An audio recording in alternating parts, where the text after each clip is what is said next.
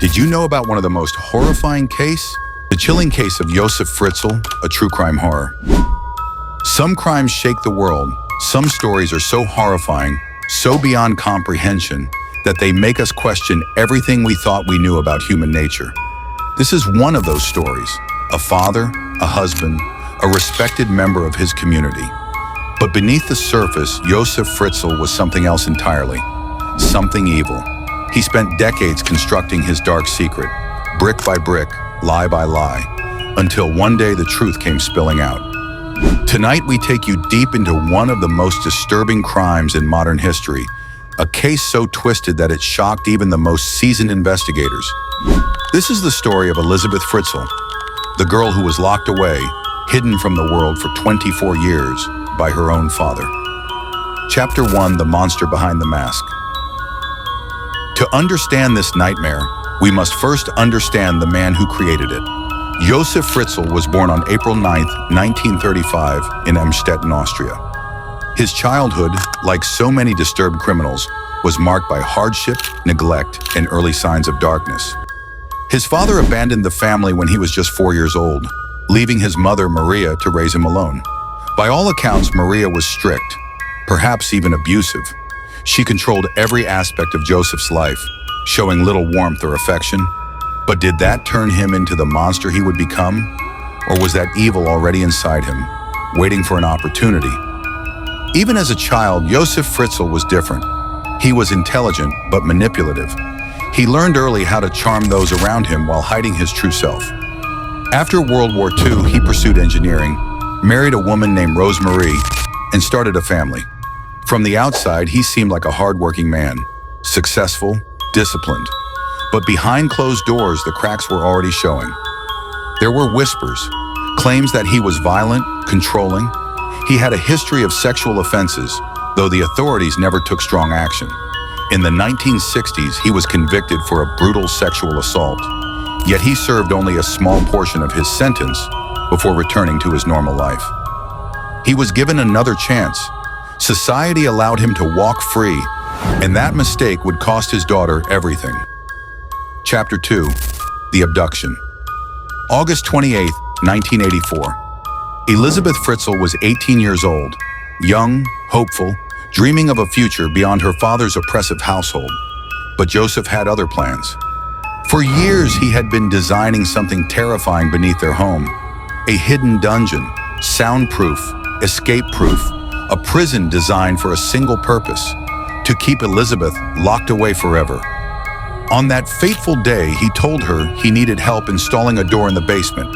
Trusting her father, Elizabeth followed him down the stairs. But as soon as she stepped inside, the heavy door slammed shut behind her. She was trapped. Her mother, her siblings, just a few feet above her, unaware. The world outside went on, while Elizabeth's own father turned her life into a nightmare. Chapter 3: Life in the Dungeon. The first few days were pure terror.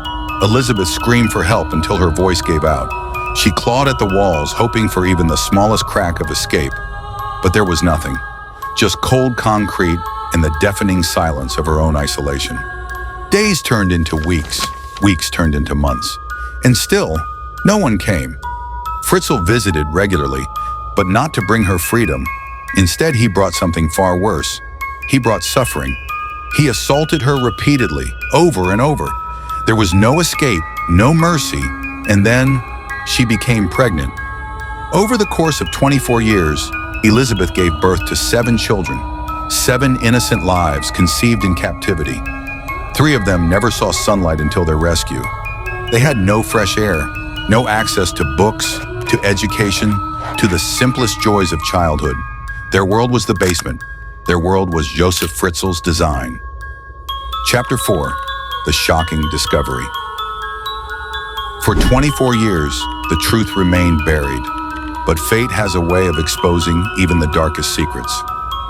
In April 2008, one of Elizabeth's underground children, Kirsten, became seriously ill.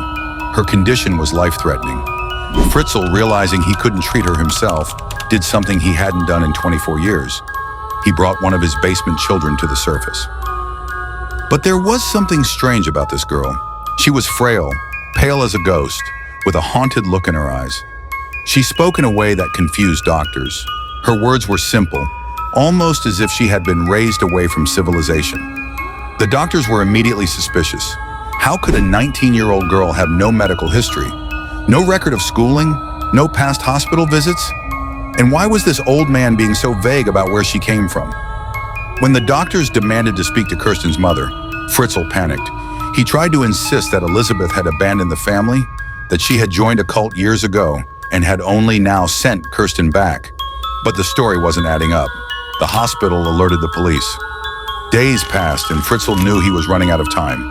In a desperate attempt to control the situation, he made one fatal mistake. He allowed Elizabeth to come upstairs, instructing her to convince the authorities that everything was fine. But this was her chance. She had one opportunity to tell the truth, and she took it. Elizabeth told the doctors everything, every horrifying detail, the basement, the abuse, the years of captivity. It was the moment that shattered Josef Fritzl's carefully constructed lies. Chapter 5. The Aftermath and Trial. On April 26, 2008, Josef Fritzl was arrested. The world watched in horror as the full extent of his crimes was revealed. Investigators discovered the secret basement, a labyrinth of horror where Elizabeth and her children had suffered for decades. The trial began in 2009, and the charges against Fritzl were staggering.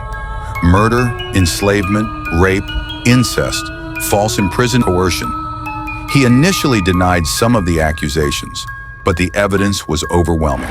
Elizabeth testified, something changed. For the first time, Josef Fritzl showed emotion, not remorse, but fear. He knew his time was up. In the view of the criminal police, the missing person case Elizabeth Fritzl can now be deemed as solved. Nevertheless, police investigations will be continued. On March 19, 2009, Josef Fritzl was sentenced to life in prison, where he remains to this day. He will never be free again. Chapter 6. Life After Captivity.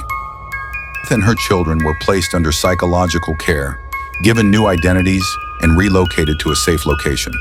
For the first time in decades, she had freedom. But rebuilding a life after so much trauma is never easy. Her children, some of whom had never seen the sun before their rescue, had to learn everything from scratch. How to speak properly, how to interact with others, how to live without fear. Despite everything, Elizabeth has shown extraordinary strength. She has chosen to live, to heal, and to protect her children from the horrors of the past. The case of Josef Fritzl is more than just a horrifying crime. It's a chilling reminder of the darkness that can hide behind closed doors. A respected man, a family man, a monster in disguise. It makes us ask terrifying questions. How many other crimes like this remain undiscovered? How many more victims are suffering in silence? Monsters aren't just in fairy tales. Sometimes they live right next door. If you found this story important, don't forget to like, subscribe, and turn on notifications. And remember, always question the things that don't seem right. You never know what secrets might be hiding beneath the surface.